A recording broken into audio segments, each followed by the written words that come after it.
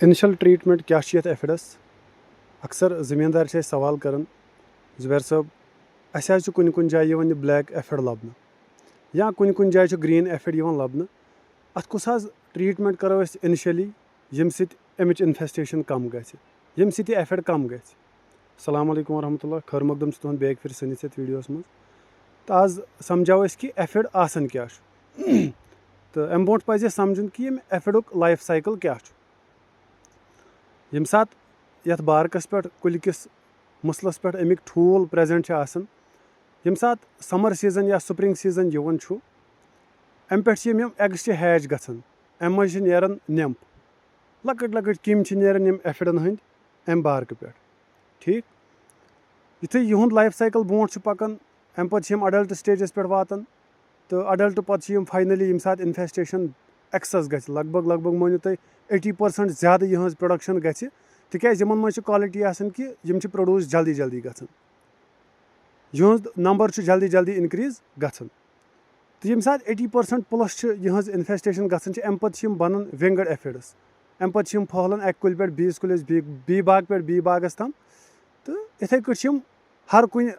new new ये growth नए लंज ये नए हर तिमन पे पन पन प्रोडक्शन पन्ने पन्ने कॉलोनीज बनावन वन सवाल कि वनकन कुछ ट्रीटमेंट करो यमन बागन यमन एफिड ओमुत गोडनुक तरीक यथ वनो कि अगर 20% लबन कि यथ प्लांटस एफिड लाइक अगर यह प्लांट अगर यथ मज बासान कि 20% एफिड हसा यम त नए हर यथ मज 20% एफिड